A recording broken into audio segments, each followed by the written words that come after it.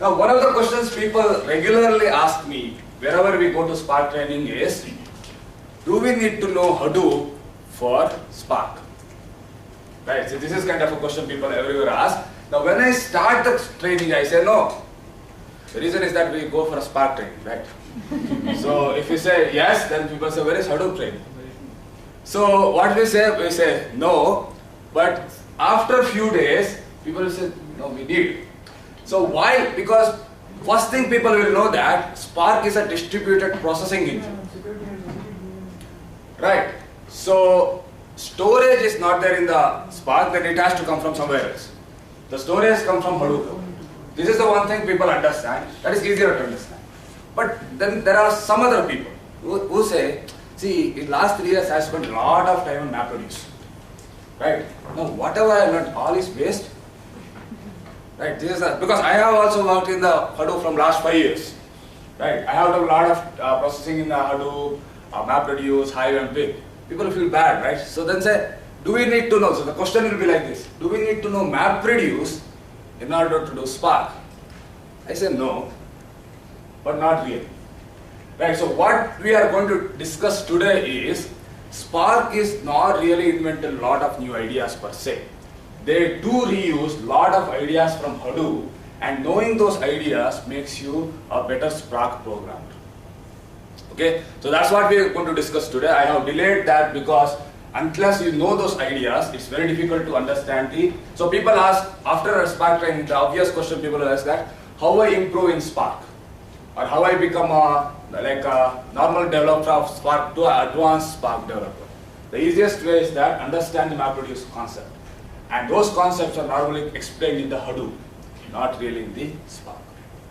Are you able to follow what I am trying to say? So, when we discussed initially, we discussed about 3 generations. Right? We discussed about first generation, we discussed about second generation, and we discussed about third generation. Now, I think few of people here are already working on first generation. Some people are working on second generation. And some people are very few worked on third generation, but in last 3 days we covered the third generation. Are you able to follow how the generations kind of a thing? Now the question is, do we need to know second generation to make best use of third generation? Right? The answer is yes. Lot of ideas in the third generations are copied from the second generation, because if the ideas are good, it's not good to reinvent. Let us reuse it. So what I'm going to discuss in the beginning of the session is that the 2 ideas which came from Hadoop, that is called as the Hadoop distributed file system. The second one is MapReduce.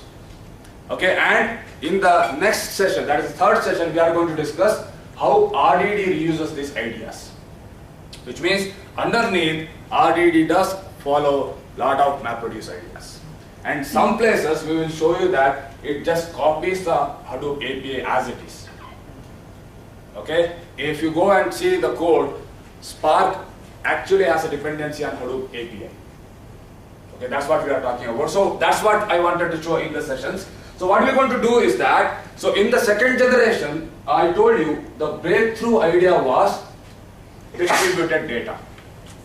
Okay, so this is the first a kind of a monumental thing, because till the second generation, everyone thought we will have a data in one place and we move around the data when we need for processing. So first time in the second generation, people thought, no, that is not the right way. Let us distribute the data, and actually distributing the data drives all the ideas in the Hadoop and Spark. So we are going to first discuss like how this distributed data happens. Then after that, building on top of it, this distribution of data, how we implement our whatever the APIs we have discussed till now. Are you able to follow what we are trying to do? So let us switch to HDFS. So in the distributed system, right, these are the 3 important components. So because till today, in last 3 days, we discussed about one component up from here. So but if you want to build a distributed system end to end, these are the 3 things required. You start with the distributed storage, that is the first thing we will do. Then we go with the distributed processing. Okay, I think Spark fits into the distributed processing piece. Then you need a network. All are able to follow what I am trying to say? So you need a distributed storage, distributed processing, and network. In the distributed processing, it is divided into two pieces again. One is called as resource management and one is called as distributed computation. So any idea what is resource management means? What is the resource management? CPU. Okay, someone keeping track of CPU, RAM, disk, allocation of the resources, deallocation, etc., etc. Are you able to follow what I am trying to say? So let us think, easiest way to imagine is your IT department. What they do? They procure the laptops, they say what is the software to be installed, upgradation, etc., etc. That is the distributed, that is the resource management. The second thing is that distributed computing. So what is the meaning of distributed computing? That's what Spark is doing, right? So once you have the infrastructure, what you want to do with it. All are able to follow what I am trying to say? In the distributed processing, there are two pieces again. One does the resource management and one does the actual computation. Okay, so what is the networks means? These systems should be able to connect to each other and should be able to talk to each other. So whatever the programs you are writing in the distributed processing, right, they should be able to communicate over the network. Are you able to follow? So these are the three pieces, and we have not seen the first piece at all till here. We have not seen how the distributed storage works. We only looked at the distributed processing. Even in that, we only looked at the distributed computation. Right? We have not even looked at the resource management of the. Are you able to follow till here? No issues? Next. Now, when the Hadoop came along, the way they looked at distributed processing and storage differs to these day Hadoop. Okay, the reason is that I told you when the second generation came along, there was no frameworks to create distributed processing engines. So what they have to do? They have to do everything from the scratch. That's why when Hadoop 1.0, which is around 2010, they came up with the distributed storage called as Hadoop Distributed File System. Are you able to follow? So they came up with the HDFS, that is for a distributed storage, and they called MapReduce, which combined both distributed processing and resource management. Okay, so when the first Hadoop came along, the MapReduce stood for both distributed processing and resource management. Are you able to follow what I am trying to say? The reason is that when MapReduce was invented or developed, there was no distributed cluster management system. They have to do both resource management and they have to implement the distributed processing. But over time, what happened is that coupling became problematic. Then in the Hadoop 2.0, they decoupled them. So what they done? They kept the HDFS as it is, no issues. But in the distributed processing part, they made it two things. There came a YARN, which is for resource management. So YARN stands for yet another resource negotiator. Then MapReduce only became distributed computing. All are able to follow what I am trying to say? So this is the evolution of Hadoop over a time. So the reason is that since they have to do everything from scratch, what they did MapReduce as the both distributed processing and the cluster management. But over a time they understood that that coupling is not good. They decoupled it and they saw YARN is the one which does the resource management and MapReduce is the one which does the distributed computation. Are you able to follow what I am trying to say? Now if you take this, When you say the cluster management and processing were in MapReduce in 1.0, I think the developer had to take care of both. Not really. The platform gives you the ability, but in that sense what happened is that other than MapReduce you cannot do anything in the distributed setup because they are coupled. If you run the MapReduce you will get a distributed computation, otherwise there is no other way of doing it. So that is the meaning. So it's not like developer has to do it, but both MapReduce API had both computation and the cluster management. We cannot do anything other than MapReduce. So what happened after that is they removed those decoupled pieces. They told YARN is the one which does the resource management, MapReduce the one which does the distributed computing. Now what is the advantage? Over a time, YARN became more famous and MapReduce part of the Hadoop become less famous, because now MapReduce piece of this can be replaced by the Spark. Are you able to follow what I'm trying to say? The reason why Spark can run on Hadoop is that they can replace the MapReduce part of this 2.0 with their own engine, but they can still use the same resource management. Are you able to follow what I'm trying to say? Now you can say, when the Spark came along, why not they also created like Hadoop 1.0? Why not they combined both resource management and distributed processing? Why? Any idea? Because you need to implement the same build, right? It's already there. Yeah, Yarn was not there at that point of time. Okay, so Yarn came along in last 2 years. Any idea? I think we have discussed, right? So before Yarn, there was something called Mesos, which fits into the same place. Okay, so Mesos is also same as Yarn. Now you can see what is the difference. Mesos is more stable and more older compared to Yarn. Okay, so that's only the difference. So Mesos is the another option where you can say replace with the Yarn. So what happened is that when Spark came along, they already had Mesos, which means they don't have to reinvent the wheel of cluster management. But when Hadoop came along, they didn't have that facility. What they did, so they coupled that part and they used it. So when I talk MapReduce today, I mean this piece. Okay, not the resource management. Yeah. So Yarn also provides APIs to do the resource management. Correct. Developers do that. Yes. So people who implement MapReduce, they underneath use Yarn APIs. People who implement Spark on Yarn, they use those APIs. So easiest way to say, how many of you have heard Docker? Containers. You can think Yarn is very similar idea. Okay? It gives you containers and those kind of things. Of course, not exactly same, but similar idea. So which means they do the resource management. Of course, they expose Java APIs to allocate, deallocate, ask for, those kind of things.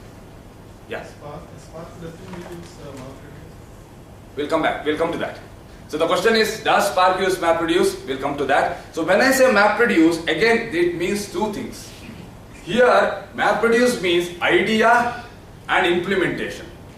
I can say Spark uses MapReduce idea, not the implementation. So we'll come. Why it is called as that, we'll come to that. But are you able to follow? This part you are all able to follow? Yeah. How do we know if my cluster is using Yarn or Mesos? We'll come to that. So we'll discuss how the Yarn cluster will look like and those kind of things. Yeah, that's a good question. Now do we call this as Hadoop 3, wherein MapReduce is replaced by Spark? No, this is Hadoop 2.0 itself. This. So Hadoop 2.0 is called as operating system of distributed system. Okay, so which means it has the, so ultimately what is operating system? Storage, processing. In Hadoop, the storage is HDFS, processing is actually Yarn, which means the process scheduler. The engines are MapReduce, Spark, and there are a few more. So actually Impala is one of the engine these days. And there is something called Tez from Hortonworks. That's another engine. So there are more and more engines are coming these days. It's Hadoop, still Hadoop 2.0. I don't know what's going on. Impala is part of distribution. Yeah, so this one. So what are the performance considerations related to Yarn and Mesos? that's a good question. So what we do is that we have a dedicated section where we're going to talk about resource management. We will discuss all those in there. What about distribution processing manager? That is there. Distributed processing? Manager, like how to allocate what data should go there, like the master and the slave. That's a good question. So the question is that who orchestrates the distributed thing? So that is the next question, because in Hadoop 1.0 it was coupled. Like everything was done by the same engine, but in the 2.0 it is decoupled. Yarn don't care about it. It is specific frameworks do the orchestration, which means Spark does its own way of distribution. Hadoop MapReduce does its own way of distribution because it is specific to the implementation of the whatever the distributed processing engine is. So Yarn is more of saying, I need 20 GB disk, 5 GB RAM, 4 cores. Do you have it? If you have, it will give it to you. Use it, you give it back. It makes sure that everyone who are running in the cluster, they get fair amount of resources. So Yeah. now that we are doing the Spark project, do we need to have Yarn also? We'll come there. So I am not yet talking about resource management. I just told you what is resource management. My focus going to be on HDFS and distributed computation as of now. I'll come back to the, because I told you last time also, caching is a performance. Similarly, resource management choice is also a performance part. We'll come back to that later. To understand that, you have to understand how the processing engine works first. How the distribution happens, yeah. My understanding of resource management is basically not only manage the resources, but as and when the data is coming, distribute it across different that's nodes. not the- Is that not part of? We'll come back to that. So, we'll come back to that. So, too many questions, but we'll come back. So, we'll cover all those things because distribution of the data is purely controlled by HDFS. YARN is only for processing. So, that's why I divided it to two places. One is distributed storage, that takes care of the data movement. Distributed processing, that's only done by YARN. Yeah. Where is the Spark drivers, schedulers and all? Come. So, that's where the resource management comes. Yeah, we'll come back to that. Is it resource manager or processing? No, how to implement on the resource manager is where the driver over thing comes. So the thing is that, okay, I have to move from this slide now. Right? So the thing is that I have to explain you how the distributed computation works, then I can say how it's implemented on a resource manager. Are you able to follow? That's what I'm trying to say. Okay. Now this is the ecosystem. Now, one of the things I wanted to show you is when the people refer Hadoop today, they don't refer to HDFS and MapReduce at all. They refer to the huge ecosystem which is around it. And what it happens is that underneath these two pieces are core pieces. We say HDFS is the core piece, then there is a MapReduce, and there are so many things sitting on top of it. Are you able to follow? Like Pig, Mahod, Hive, so many different things sitting on top of it. So today when people say Hadoop, normally they refer to this, not to the HDFS or MapReduce. But when we say Spark running on Hadoop, we only refer to these two pieces. Okay, so it is not necessary that it uses other pieces. So I am only saying it uses the HDFS and YARN piece. Are you able to follow what I am trying to say? So if someone comes and asks you that, do you know Hadoop? Normally they are looking at this. Okay, not really just the two pieces. Okay, next. Now, what I am going to do first is that I am going to discuss about the distributed storage piece, so that you understand how the data is really kept in the storage, which we are going to use for a computation, and where the copying happens, how the distribution happens, etc., etc. Now, I'm not sure, I told you history of Hadoop, yeah, I think for a very high level. Now, one of the things about Hadoop is the first implementation of Hadoop came from Google. The idea came from Google. So Google published two papers in 2004 called as Google File System and MapReduce. Okay, and if you really want to know better in Hadoop, read those papers, just Google them. Right? One of the paper talked about Google File System and HDFS was inspired from that. Okay, so ideas came from there. So HDFS came from there. Now what is the idea of HDFS is it follows something called client-server architecture. So I think everyone knows the client-server architecture, right? Okay. Then one of the thing about HDFS, how many of you worked with a file system some point of time? Okay, few of you. Work means Develop the not develop, but some more information than rather than just adding and deleting things. Like for example, you have ESTFS, you have NTFS, FAT32. Do you know how they behave in those kind of things? Okay, formatting, those kind of things. Okay, very high level, man. So when I say file system, it does behave differently than your RDBMS. Everyone agrees? Why it is called as file system? Because it can store any kind of data.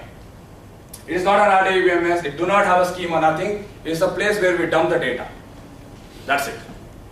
That's why Hadoop is, HDFS is a file system, not your database. Because a lot of people, very initially, people used to ask me, is Hadoop is database? I said, no. Right, so HDFS is purely a file system where we store the data. Now you can say, what is special about HDFS compared to our ESTFS or NTFS or those kind of things?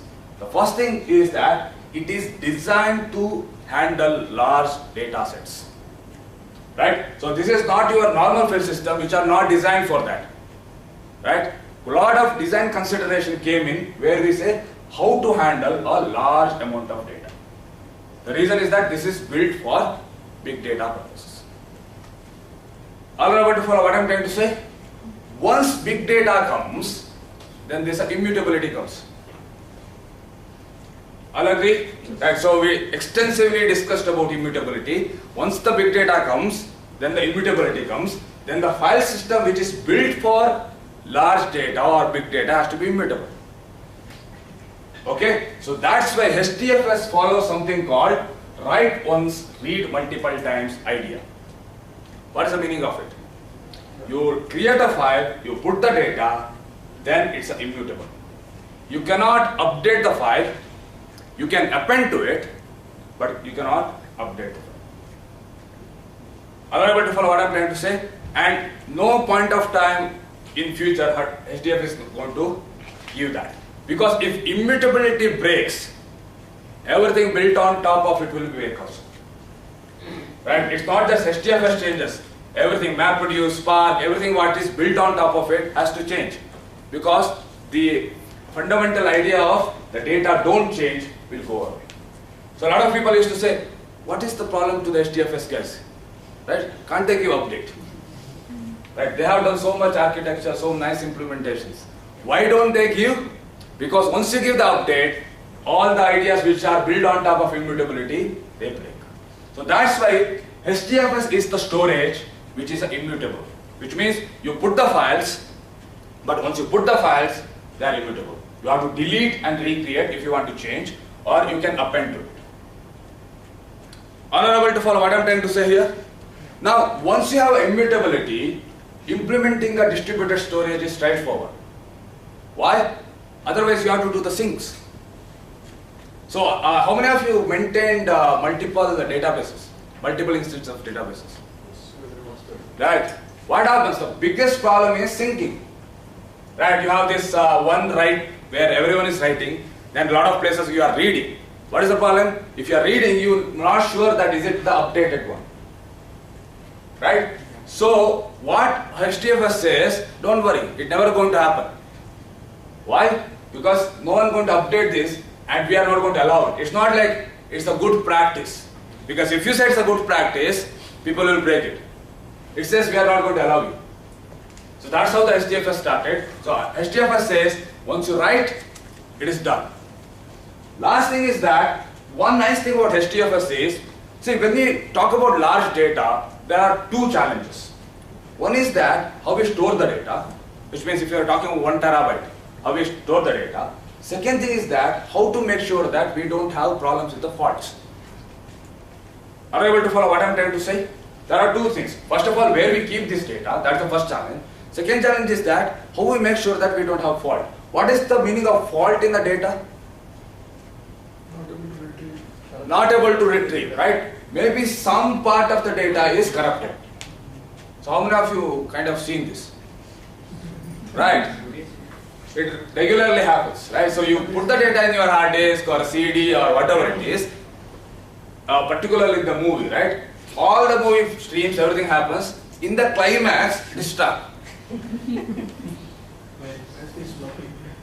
Right? So, which means there is always possibility of corruption of data. That is the first thing. And here we are talking about distributed storage. Then what happens? Maybe one machine will go down forever. What will happen to that part of the data? Are you able to follow what I am trying to say? So, what the file system has to do is what we do every day. What we do if we have a data in our hard disk, our laptop, what we do? Okay, how many really take backup? We have automatic. Oh, so that's automated, right? Because people know that if you tell them to take backup, you take backup. Till it breaks, you never take backup. Yeah. Isn't that it's contrary to the immutability part? When you say nothing can happen to the data, Yeah. corruption cannot happen. Corruption can happen when you do the write only. Yeah. So, Yeah. you won't allow any antiviruses and other things. So, Correct. So, but problem is antivirus don't follow Hadoop APIs. Right. So they have direct access to the disk and they corrupt the disk. Right. So that's the only problem. Yeah. That's a good question. Yeah. Immutability from the programmer side, not from others. And other can swap or lost the disk. Lot of things can happen. So what happens is that in our normal file system, the ability to take a backup automatically is not there. It is not baked into the file system because they are not really designed for it. So if you want a backup, put a software which keeps on putting the backup. But when you talk about large data sets in the distributed setup manner, I told you that faults are normal. They are not exceptions, right? So what they do is that they design in such a way that it is all done automatically. So that's why HDFS keeps multiple copies of the data, which is called as replication. Are you able to follow what I'm trying to say? When you put the data into HDFS, it will give multiple copies across the cluster so that if you lose a machine, right, you can retrieve that from somewhere else. Are you able to follow what I'm trying to say? This is for fault recovery. I told you, in the distributed system, faults are everywhere, and to make sure that fault recovery is there, in the data side, what we do, we have multiple copies. Are you able to follow till here? Yes or no? Now, let us see the architecture of HDFS. Now it's a black diagram. Right. So, in the HDFS, I told you it's a server and client architecture. We have a single master called as name node. Okay? And we have multiple slaves called as data nodes. Are you able to follow what I'm trying to say? So, we have two pieces in the HDFS. We have name node and we have data nodes, and normally people refer them as a master and slave. So when I say master in the HDFS, I am referring to the name node, and when I referring to the slave, I am referring to data nodes. Let us see from the name what it tells us. What may be a name node? What may be a name node? It's another set of hard disks. Okay, it is a set of hard disks. Okay. It's a master which covers all the data Node which contains very nice. Okay, node which knows only names. That's a good answer. What is the meaning of names in a file system? It's the metadata of the data. Okay, well, someone is saying it's the metadata of the data nodes. Okay. Catalog. Catalog. Okay. It's a high power machine and maybe single point of failure. Okay, so single point of failure and high power machine. Okay. Good answers. So what I can say is that name node keeps metadata, not actual data. What exact metadata we'll see, but name node keeps metadata, not actual data. Then who will keep the actual data?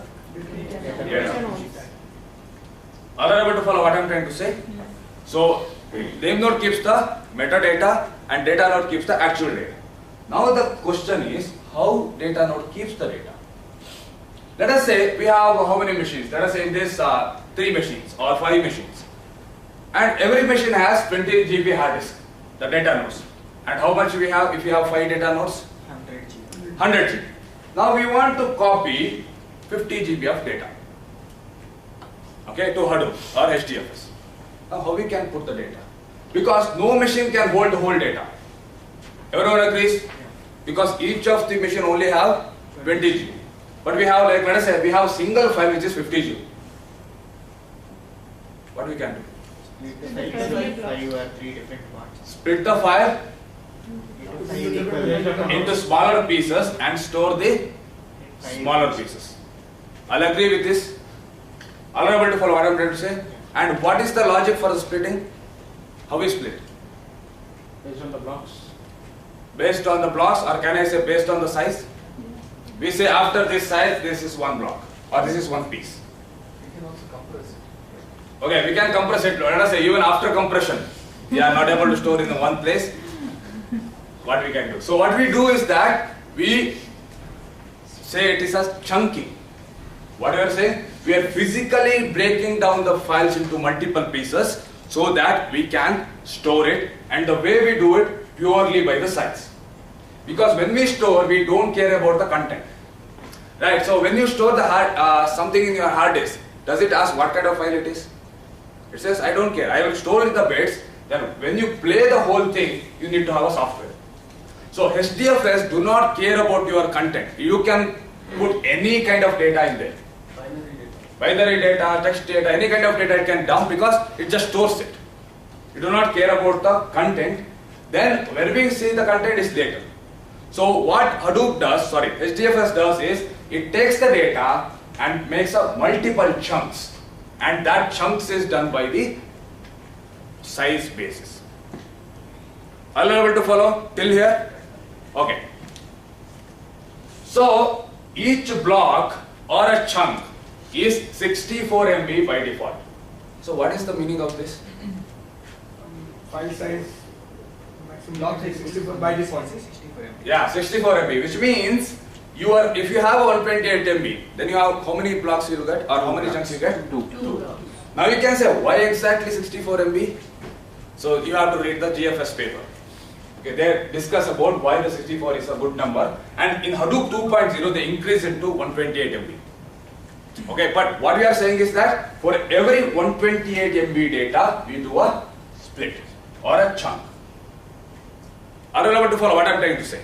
Okay, then each of these chunks are replicated 3 times by default.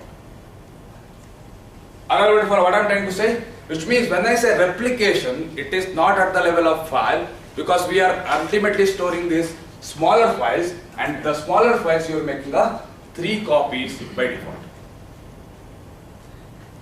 Are you able to follow? This is called as a replication. Fine? Till all are fine? Okay.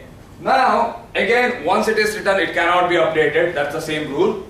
Now, once we have these 3 information, you may ask, why 64 MB? Why not a little bit higher?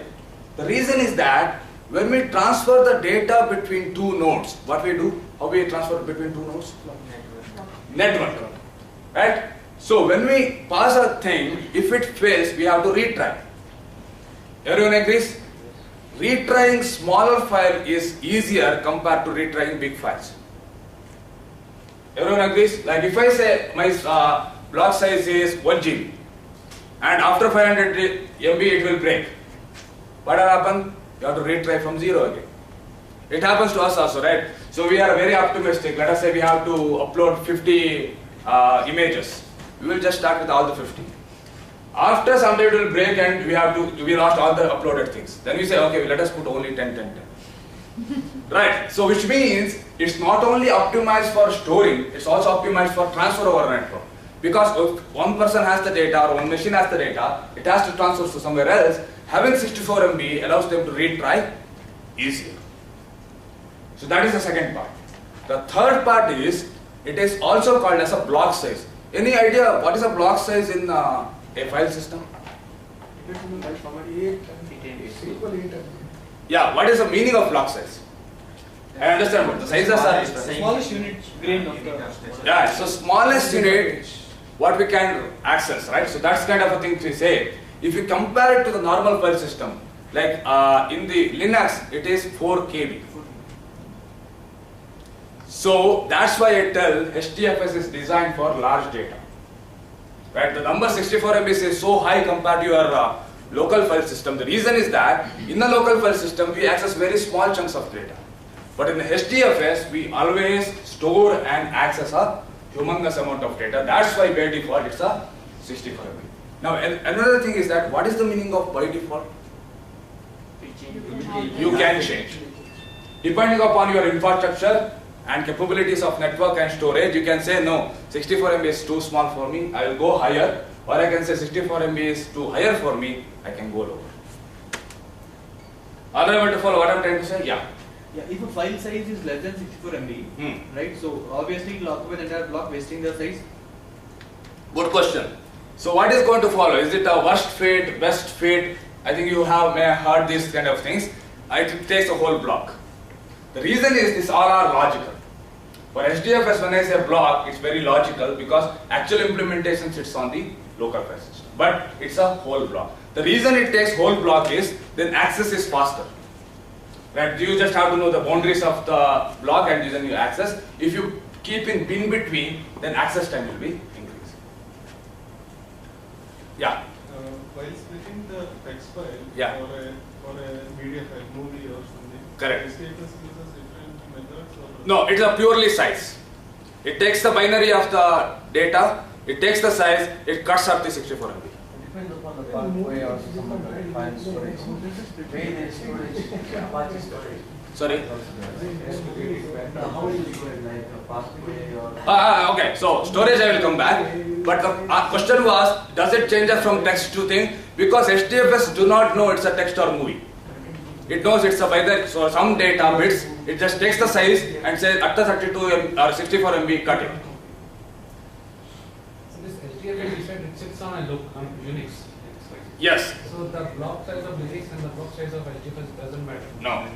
Actually, HDFS can sit on Linux, Mac, Windows, anything, because a layer above than the operating system file system. So there is a specific implementation within the Hadoop implementation, like how to write into a local file system.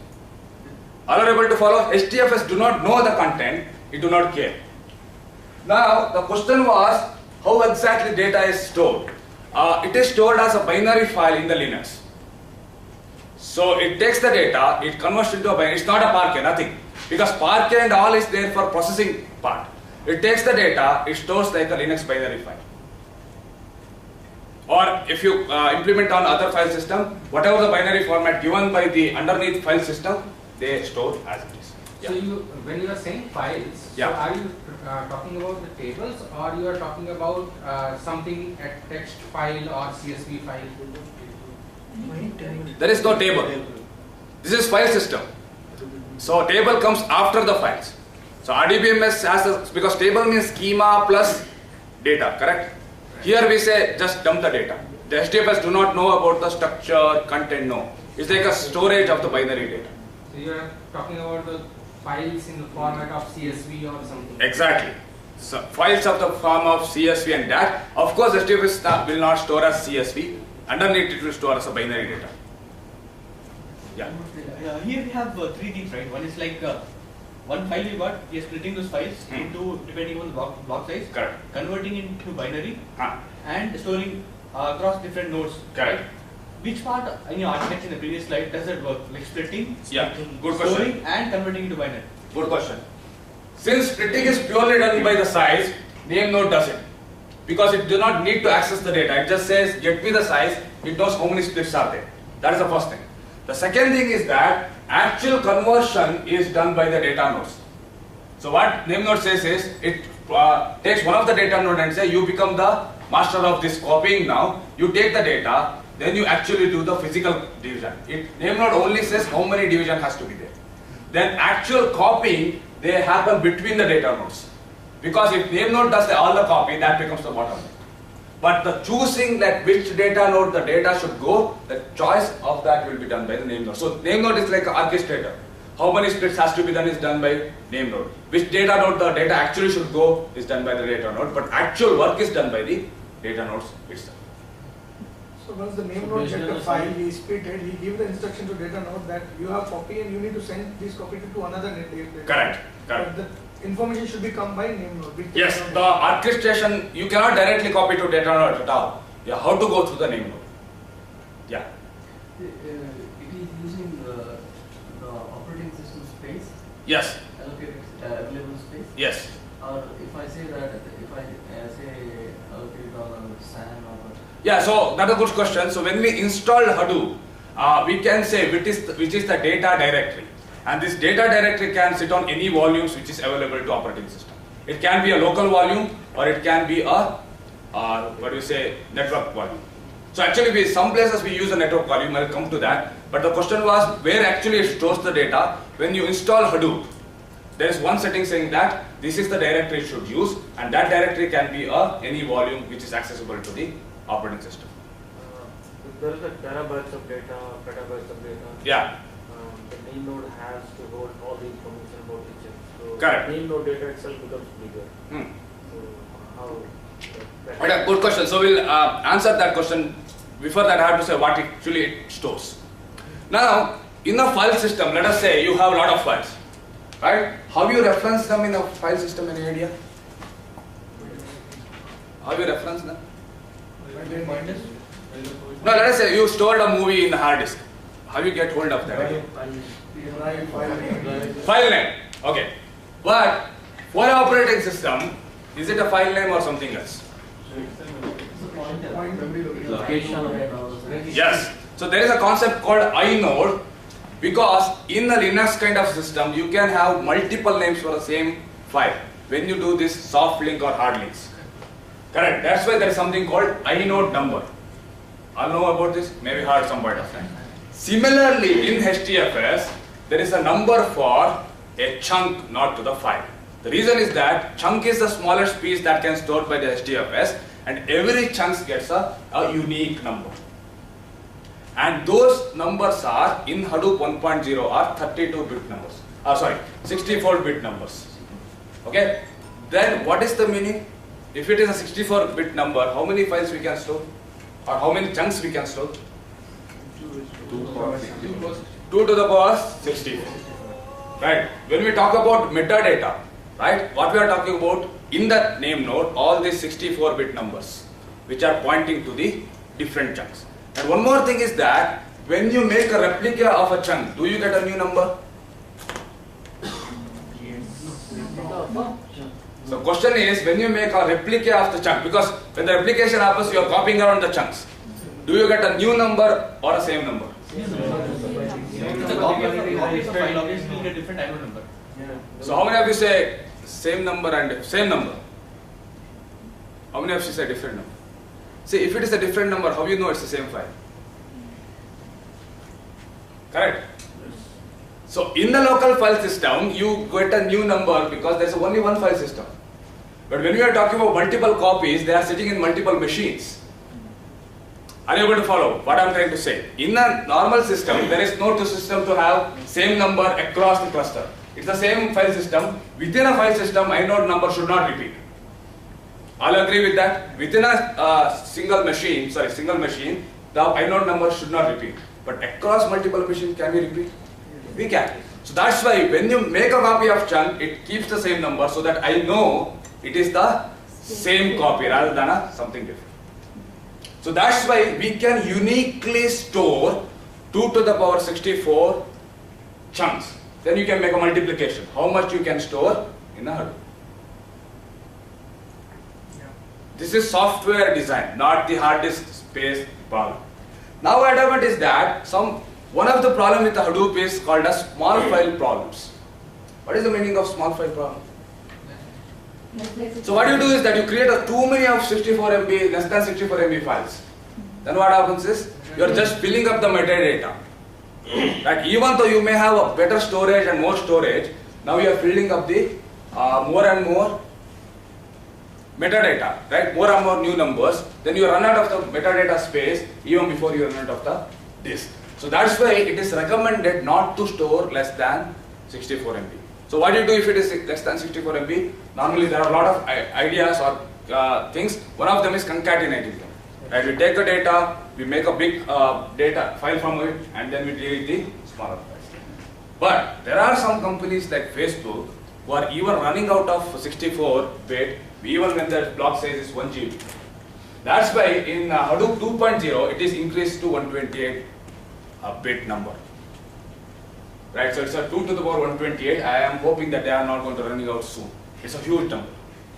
So all are able to follow what we are trying to say? Every chunk gets the unique number. Then the limitation is how many we can kind of store. That limitation do not come from the actual size of the disk. It comes from the architecture. Okay. Then what is the name node holds? Next, these three information. The first information is called as namespace information. In any file system, you know, we have this idea of a directory structure.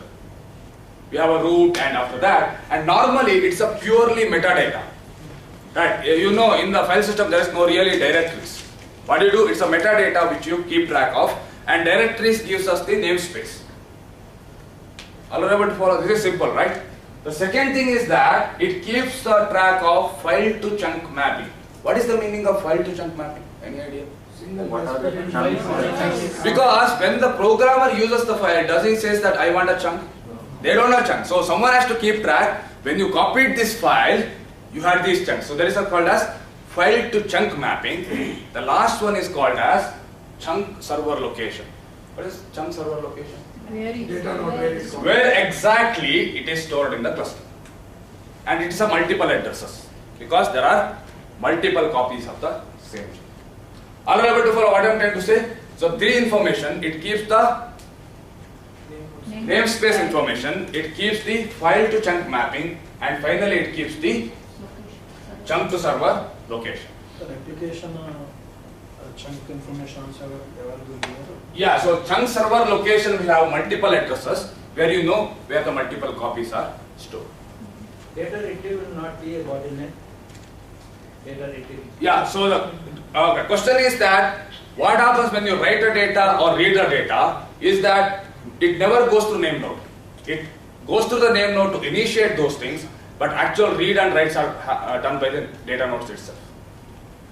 But while reading, right, the data when they distributed, it's distributed based on the size. Correct. It's based not any time or something. Correct. So while retrieving, if the data presents across the nodes. Yeah. Oh yeah, that's a good question. So that's where we come into the distributed processing piece. It's a fast action. Yeah, when you do distributed processing, how we make best use of this distribution? We'll come to that. That's a good question. How we access the data, or what is it a pattern there to access the data? We'll come back to that. But are not able to follow? Yeah. One question. Yeah. So your HDFS is on top of the local file system, Correct. right? This local file system can be anything, right? It can be S3, it can be It can be anything. storage. Yeah, correct. So is there any performance related? That's a good question. The question was, if we have a different file system underneath, do we have a performance differences? Yes, it is. If you see, when we build a Hadoop cluster, there are some recommendations. Most of the time we go with the Linux. The reason is that Linux file systems implementation is much better compared to the HDFS implementation on top of your Mac or Windows. Okay, that's the first thing. And within the Linux, you have so many different things, EST4, EST thing. So there are some numbers which I can refer on the benchmark saying that if you have a HDFS sitting on this file system, how much read and write you are getting. What about if we are on S3 or? Okay, S3 is a different thing. S3 is a replacement for HDFS. It is a distributed. It's not a same thing. It's a directly competitor. You can use the HDFS and S3 same time. So it's not sitting on top of it. Yeah. Is the backup of name node taken anywhere? Okay, that's a good question. We'll come back to that. Are you able to follow till here? Okay. Now there are a few things we have to discuss. The first thing is that where exactly name node keeps this data. Right, where the metadata is kept, by default it is kept in the local disk of the master. Okay, it is kept in the local disk of the master, and there is an option to say store it in the network disk also. The reason is that if you lose the metadata, you lost the data. Correct? Name node is a single point of failure. If you lose the metadata, you are gone. So that's why what we do, there is a direct setting saying that we can have multiple copies of the metadata, and normally one of the copies is kept in SAN-DNS. Are you able to follow what I am trying to say? That's the first thing. The second thing people ask is, what about name node goes down? Right? What is the solution? Right. In Hadoop 1.0, there used to be something called secondary name node. But problem is that it's a wrong name. Secondary name node is not a backup to the name node. What is the secondary name node does is, it does something called metadata compression. So what they do, they take the metadata, and if it keeps on increasing, right, it takes it and compresses it. If name node goes down, secondary name node is not going to do anything for it. So there is a dedicated blog post saying that why secondary name node is wrong name.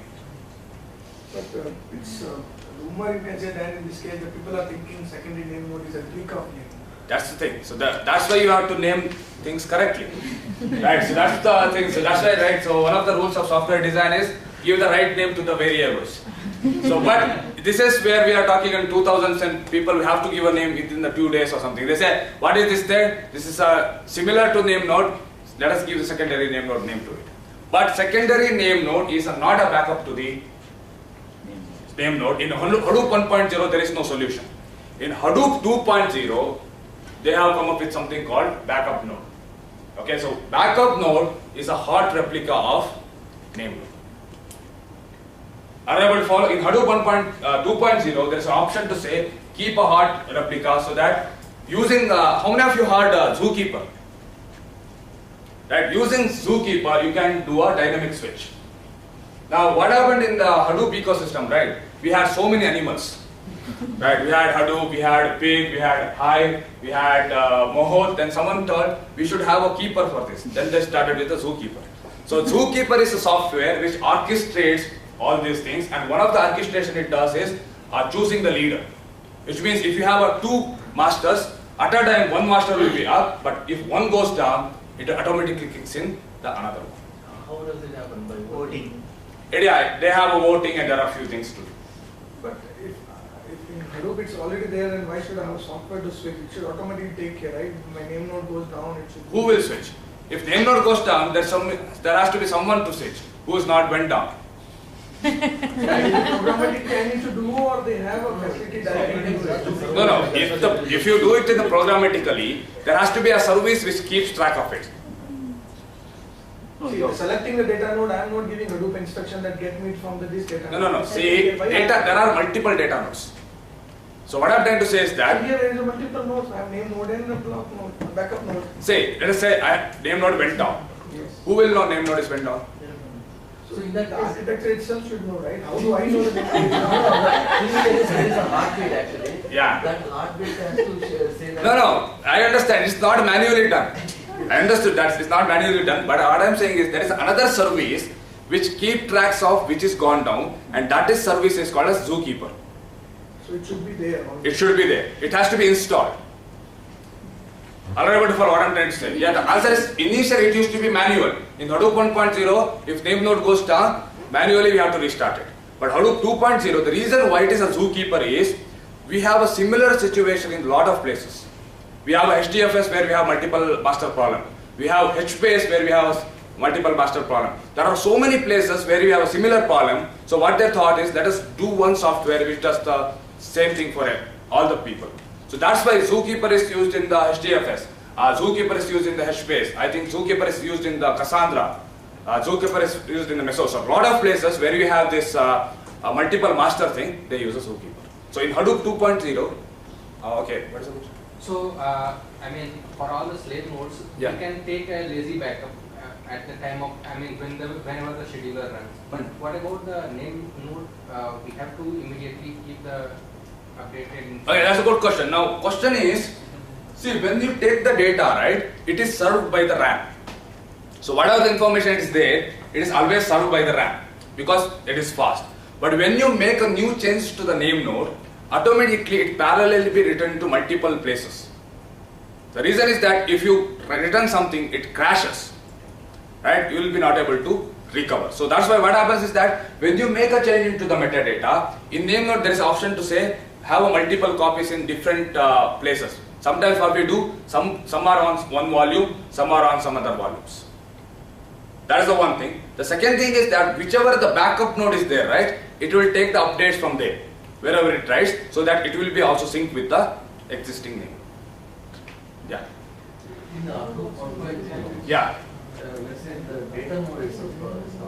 Yeah. Who takes care of it? Like Name node. Where is this yarn is coming from? No, we are still talking about storage. It is a processing part. So the question was, if data node goes down, who takes care of it? It's a name node. Name node is normally every data node should send a heartbeat. So think like you've been logged in mail or something. So that's a heartbeat to your team lead, right? You are near to the desk. And similarly, in the data node, there's a heartbeat sending to the name node saying that I am up, I am up. And if you don't get a heartbeat for some time, it thinks you are dead. Yeah. So name node keeps track of it. Now who will keep track of name node? In 1.0 there was no one. In 2.0 Zookeeper keeps track of it. Then you can ask who will keep track of Zookeeper. But Zookeeper is also a cluster management system. So it has its own cluster, right? So what's happening in the newest distributor system is that number of components are increasing. It used to be Hadoop and MapReduce and we are happy. Then we went with the Hive and Pig.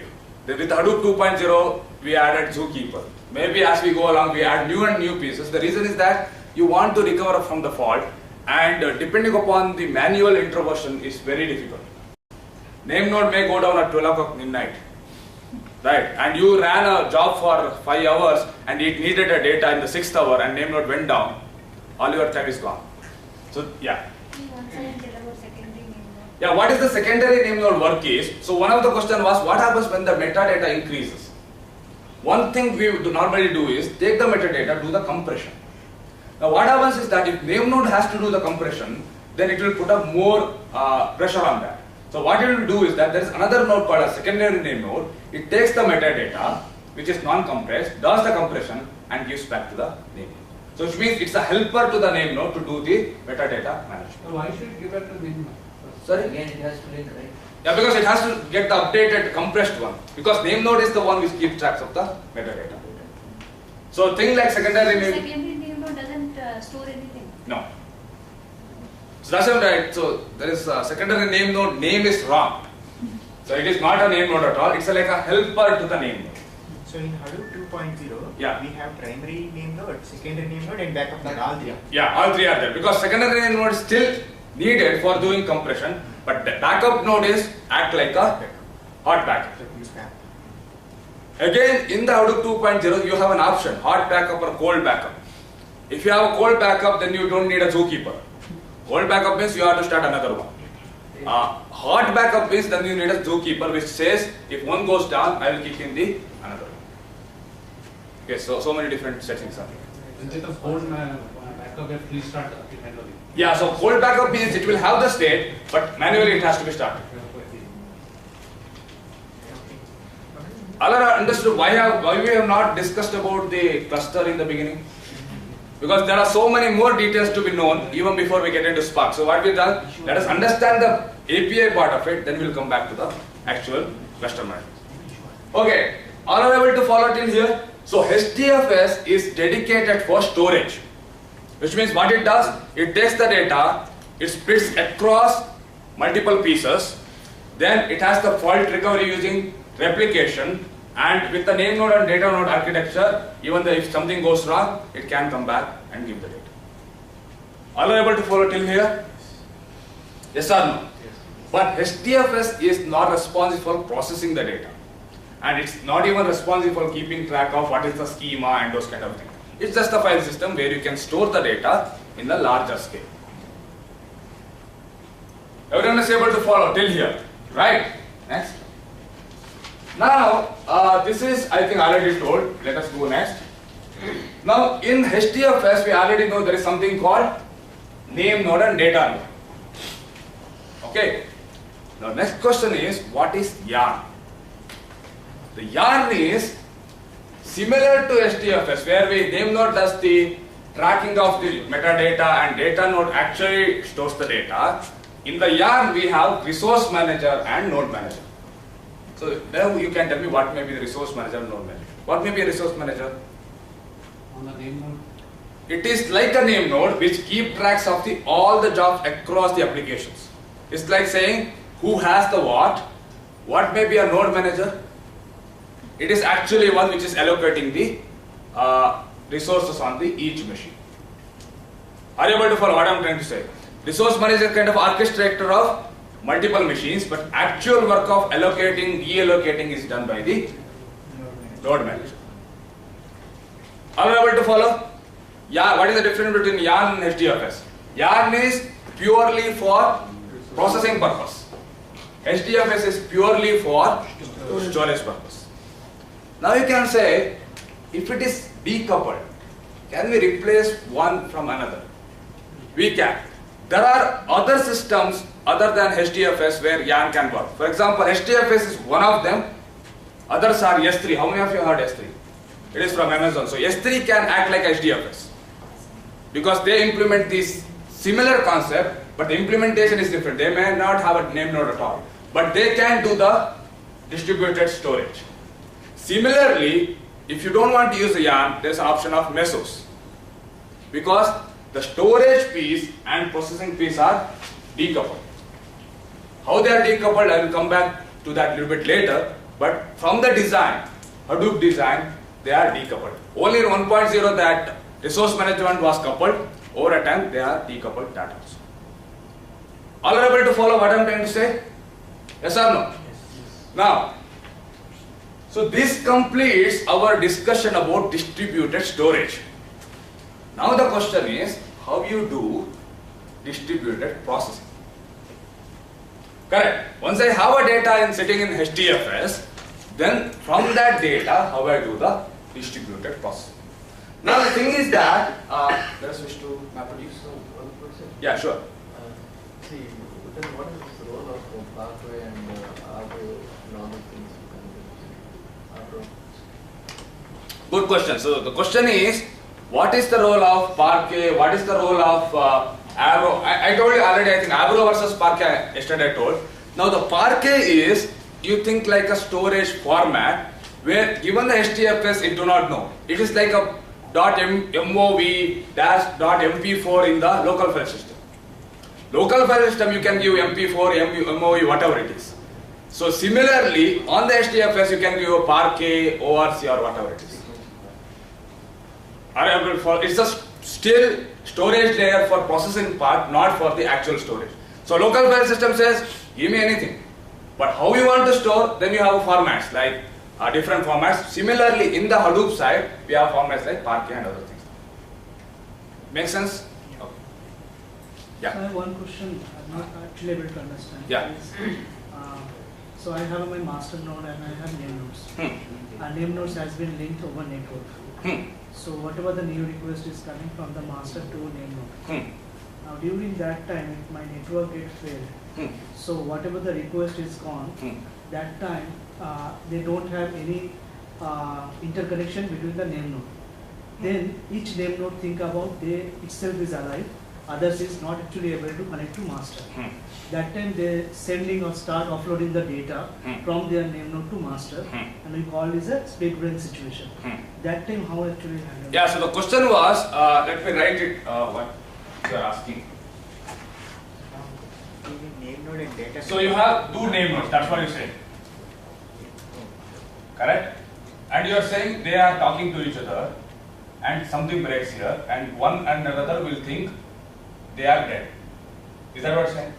No, so both are not name node. From name node to different data nodes. Okay, so you have a name node, you have D1, you have D2, okay. Then so the this request comes from name node to data node. Okay. And two data node also each talking to each other, right? Not now, as of now. Okay. So what happens is that the question is, if name node talks to D1 and is not able to reach, then name node thinks D1 is dead. So heartbeat is not coming for some time, then let's think about it's dead. Dead.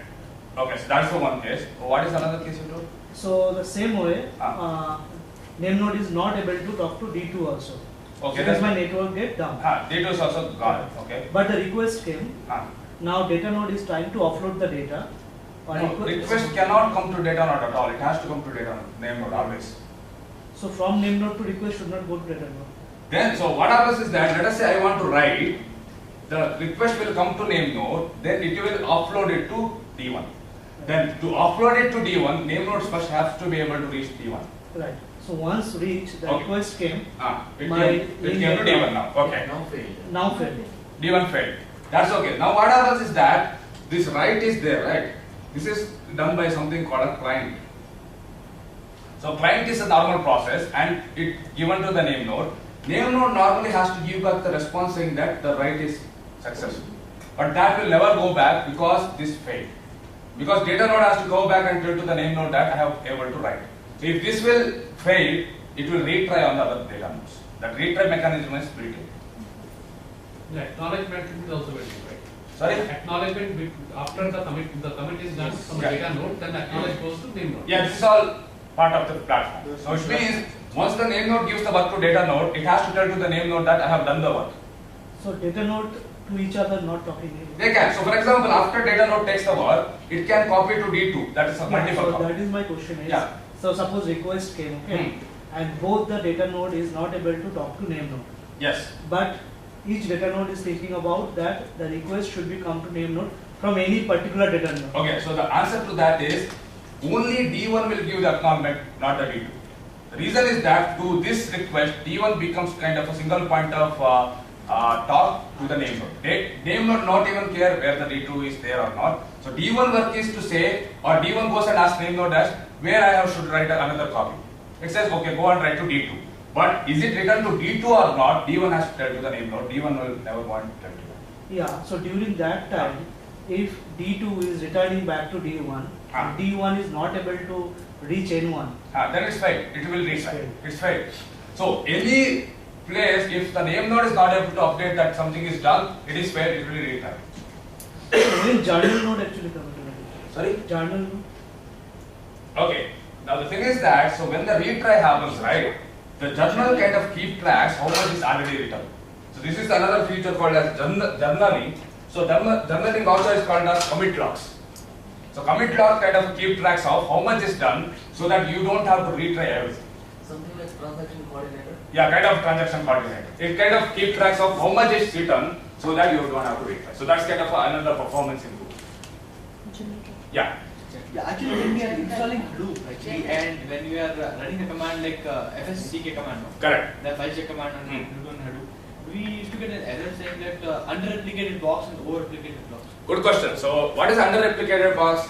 I think I will come back to that a little bit later, or I can answer now. So what is the under-replicated is, by default how many copies will you keep? 3. 3. Now this 3 is on the file system level. Like when I copy a file, there is a possibility that there are 4 blocks. Now 4 blocks, there should be totally 12 copies. But sometimes what happens due to the corruption that only 2 blocks there are multiple copies. But for some other blocks of the file, there are not 3 copies. That is called as under-replicated. Which means few of the blocks of a file may be corrupted, or whatever the reason. That is under-replicated. Now what is the question, another one? Over-replicated. Now what we do normally also is that when we start, we may start with the 3. Then what we do is that over a time we understand that it's too much. Then we replace the number saying it should be 2. Then what happens is that it says, okay, this is more than what you are asking for. Okay, that is called as over-replicated. Any possibility to fix this issue? Because Yeah, so in the Hadoop there is something called HDFS balancer. Okay, you can search for it. So HDFS balancer is the one which balances these things. So over-replicated can happen. Suppose I have 3 nodes. Yeah. Name node is replicating D1, D2 and D3. Yeah. And I have D4 also. Yeah. So any block has been replicated D1, D2, D3. Yeah. Now any point of time, if D3 is not available, the information. Correct. So that time you put in D4 and D3 come back again. Yeah, so that's a good answer. So the answer is that, let us say you started with D1, D2, D3, but D3 went down. But so you added a D4. So what it does, since it has to be correctly replicated, it will keep a copy in the D4 also. But when the D3 comes back, now you have more copies than what you need. That is a over-replicated. Yeah, that's also correct. so you have to run a balancer to balance it. Yeah, so if you run a balancer, it takes some processing time, but it does all these things. You have to input the data. You have to inject, because what happens is that when you run a balancer, it takes over the cluster. When you run the balancer, you have to say take 40, but those are options. Otherwise, what happens is if it is automatic, it is like your Android phone updating your apps. Right, it will update in the wrong. So I had this experience. I was coming in the cab with one person, right, one cab driver. He was saying, I always do Uber because that's much better. But today I am in Ola. I asked why? Because my application is updating from last 3 hours. Right, it's not allowing me to take a book. So which means if you run a balancer, it does take a lot of resources from the cluster because it has to move around the data. That's why it's manually done. So which means we have to explicitly say, and normally it's done when the cluster is not used much. Okay? Are you able to follow? Fine. Now the next question, of course, is how we do processing part. Now when I say MapReduce in Hadoop, the easiest way to explain in the Spark is, it is map and reduce by key. Okay? It is a map and reduce by key. So whole Hadoop MapReduce is only these 2 operators. Now you know if it has to be reduced by key, what should be the output of map? Key and value. Key and value pair. Are you able to follow? So if it has to be reduced by key, it has to be key value pairs. So whole Hadoop is built on top of only these operators, and surprisingly it can do everything that Spark can do. How? That's a big subject, but it can do whatever the Spark can do. So which means only those 2 are enough. Because it uses Java. Not really. Not really. But are you able to follow? Which means all of your operations, what we have done till now, can be represented using map and reduce by key. So people who have done MapReduce, ask them. How to do join, you can do by MapReduce by key. How to do a filter, you can do it. How to do a sort, you can do it. You can, but may not be pleasant way of doing it. That's a different thing. Okay, so the whole concept of map and reduce by key is called as MapReduce in Hadoop. The name MapReduce comes from functional programming. So I told you the MapReduce was even there in the Scala. Scala we saw the map, we even see the reduce, right? Now the idea comes from the language called Lisp, which is around which came around 1960s. I told you, right? Whenever we say anything new, go back to 60s. Right, so the idea came from there. Now what is a MapReduce in Hadoop is, it is the implementation of that idea on top of distributed processing. Are you able to follow what I'm trying to say? They reuse that idea of map and reduce in terms of distributed processing. The idea itself is generic. That's why we even say Spark also does MapReduce. Because they do have that logic of mapping and doing a reduce. But it goes beyond that. They do reuse the ideas of MapReduce in Hadoop also. Let us discuss what is a MapReduce in Hadoop. Now before that, when we run a MapReduce, where will be the data sitting? HDFS. So till now we understood how the data is stored in HDFS. From now on, what we will do, how we process that data using MapReduce from HDFS. Are you able to follow? What is the meaning of MapReduce in Hadoop means? You have the data sitting in HDFS, now you want to process using map and reduce by key. Okay, let's start. Now for this example, I want to take a cluster setup so that you understand how the different pieces are done. Now you have a data, I think sales.csv is known to everyone now. So we have 3 chunks when we copy it to HDFS. Then what may be the size of the data? It is between 128 and 64 into 3. Okay, it's not always exactly need to be, because I told you if it is lesser than that, it will take over all the things. So how many data nodes we have? We have 2 data nodes, slave 1 and slave 2. How many master we have? We have 1. And as of now we are saying chunk 1 and chunk 2 are there in the slave 1 and chunk 3 is there in the slave 2. I have not shown the replication here. Right. If you have replication, there will be multiple copies, but as of now, I'm only shown the actual data. So this is where we start with. Is it must to have at least one chunk in the other rack? Yes. Normally, that's how the normally happens, because we don't have a control over it. It is the HDFS which says where it has to go where. Only we can say is that we can say which is the machine which is sitting on which rack. Then the replication normally happens between multiple racks for a safekeeping. But other than that, we don't have control over which machine actually stores the which part of the file. Are you able to follow? Till here, are you able to follow? Okay, let's start. Now, when we start with the MapReduce, we take the data from HDFS and we say something called splitting. What is a splitting? Any idea? We already talked about chunking. What is a splitting? This is storage splitting, this is processing splitting. Okay, so someone is saying it is a processing splitting, that was a storage splitting, correct. So split is a logical division of data. Are you able to follow what I am trying to say? Split is a logical division of data. Then what is a chunk? It's a physical division. Both are 64. We'll see. Are you able to follow? One is logical division, which is for processing. Another one is physical thing. Now, how many splits we have here? 3. Right? Do you see any relationship? One chunk, Chunk was 3 and By default, number of chunks equal to number of splits. Are you able to follow? And even these are called as partitions. Okay, so even these splits are called as partitions. Are you able to follow what I am trying to say? So one is logical, one is physical. And I say by default they are equal. What is the meaning of by default? We can change, but what we can change? Splitting or chunking? We can only change the splitting, not the chunking. Because once you move the data to HDFS, that's done. You cannot change it. But since it's a logical division in the split, we can change it through the API. Why we will discuss later, but by default it is equal. Number of chunks equal to number of splits. All are able to follow till here? And it is purely done by the size. Till we are not looking at the concept. So, but you said right, both your storage and processing are decoupled. Yes. That is by default. So you can use the information to do it, but you do have an API to change it. Are you able to follow? So it is a by default, but if you want it, you can change number of splits. We'll see how to do and all later, but that's a by default. But it's not mandated.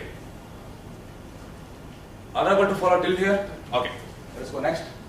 So here, till here, yeah. Now the API in Hadoop for this splitting is called as input format. Okay, so what is the input format? Input format is the API in Hadoop to say how many splits has to be done, and it reads the information from the HDFS. It goes and asks how many chunks are there, to whom it asks name node, and says what is the number of chunks. Depending upon that, by default it will create number of splits. Are you able to follow till here? Now the next question is, next. I have how many splits? 3 splits. I have how many slaves? 2 slaves. Now the question is, who will process these splits? Is it randomly we say who will process, or there is some logic? That is the first question. The second question is, can we process these splits parallelly? Are you able to follow? 2 questions. Or I reverse the question. First question is, can we process these splits parallelly? How many of you say yes? How many of you say no? Yes. The reason is that whatever the MapReduce we write, right? We always write at the row level. We don't know where the row is coming from. We only write the logic for a given row. So we can process this parallelly. That's why Hadoop is called as a data distributed system, which means since the data is distributed, we are getting the distributed processing. Are you able to follow? Why we are able to process 3 at a time? Because underneath data is distributed such a way that there are multiple pieces of the data. Are you able to follow why we did the distribution? Next question is, which machine will process what? What may be the logic?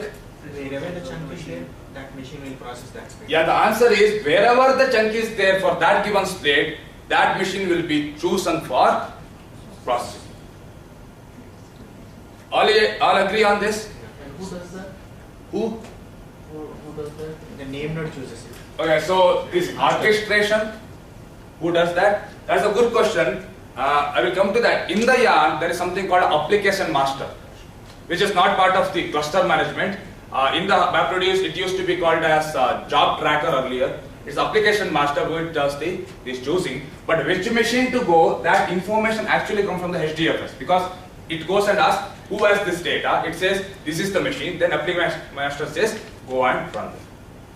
So even a chunk also has multiple copies in multiple Yes. machine.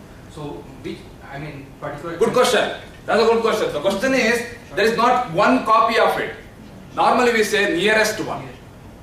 So what is the nearest one in the network? Whichever has the good bandwidth. Whichever is the nearest to the master, that will be chosen.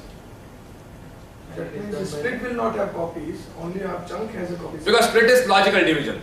There is no copy thing. It's only the physical division have multiple copies. And we will also talk about something more a little bit later, that there is also a possibility that you can run multiple things at a time on the multiple copies. Okay, so we'll come back to that a little bit later. But as of now, what we did, S1 and S2 will go to slave 1. Why? Because chunk 1 and chunk 2 is sitting in slave 1. S3 will go to where? Slave 2. Are you able to follow till here? Fine. Are you able to understand how multiple machines are able to do the distribution? Because it is purely done by the storage. Since the size is 128 MB plus some, what we have done, we have 3 chunks, we have 3 splits, we know which machine goes and which machine has the data. This idea is called as data locality, which means move the processing to the near to the data rather than moving the data around. So you said number of splits can be changed, right? It Correct. can be increased.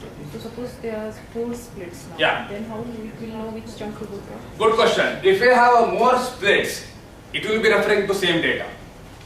Because you cannot increase the data because number of chunks are still same. Only number of split increases the parallelism.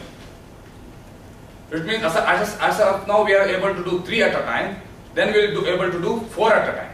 But still it will go to the same slaves because the actual data is sitting in these chunks. Then it is good to have more logical splits.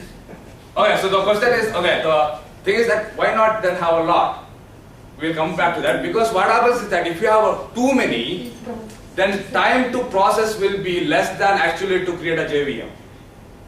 So what I'm saying is that, let us say you have 128 or let us say 128 plus 64, then you have 3 JVMs running. So we will come to that. Then how much time may take? Maybe let us say 3 minutes, 3 minutes, 3 minutes. Then you said no, I want fast. Then what you will do? You will go with the 6 thing. Then it will reduce to 1.5. It keeps on decreasing, but some point of time you will hit into that amount of time needed for communication and creating whole setup is greater than processing time itself. Which means it cannot go forever. So which means there is an overhead, right? Choosing the data node or choosing the slave, where to go, that overhead should not be greater than. Plus it has to combine also the final results. Oh, that is, we'll come back to that. But even this part, the splitting part, if it is too high, what happens? Then you have this overhead. That's why by default it is done like this. Number of splits is number of things. That is the optimum for most of the applications. So it should always be a multiple of number of chunks? Not really. Not really. Do not need to be. So in this case, if suppose there is a 4 split. Yeah, so it can go, see. Okay, so to explain this, I will tell you what split has. So let us say you have 300 lines. Okay, chunk has 1 to 100. Another one has 100 not to 200. Another one has 2 not to 300. Data. What may be a split? Split says from 1 to 100 I want to process. Split 2 says I want to go from 101 to 200. This is how it works. Now some split comes and say I want to go from 201 to 250 only.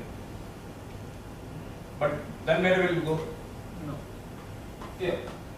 Which means the split says how much data I want. Are you able to follow what I am trying to say? But actual data will be sitting in the same chunk. It can even read a half chunk also. That's possible. Are you able to follow what the split is having? Split has this pointer saying that how much data I want to read. That data will be sitting in some of the chunks. It may read the full chunk, then it's an ideal situation what we are talking about. If it is not reading the whole chunk, what happens? Then you go and split. The another way is that what happens? It's reading from 2 chunks. Right? It may say, no, I only have one split which goes from 1 to 300. Then randomly one will be chosen and other things will be done over the network. Are you able to follow what I am trying to say? If it is a whole thing, like one split for 3 chunks, then what it will do? It will go over the network. That's why ideal situation is number of split equal to number of chunks when there is a one-to-one mapping. But as an API wise, there is no limitation saying that how you can create the splits.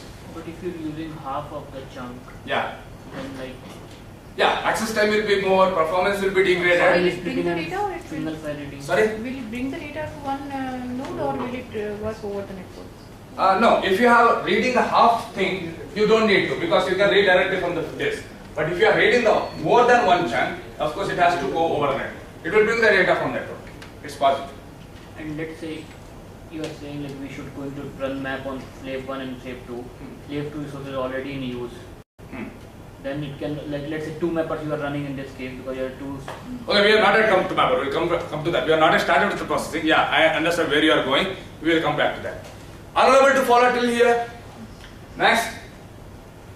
Okay, next. The thing is that in the Hadoop or even in the Spark, these slaves run something called mapper instances. So what is the idea? What is a mapper instance? Mapper instance is a JVM which is running a mapper logic. Which means whatever your function is there, right? Someone has to run it. So the difference between a map function and an instance is, map function is the logic, Instance is a JVM running the logic. Now, does code from M1, M2, M3 changes? Or do they run the same? They run the same. The difference is on what data they run on.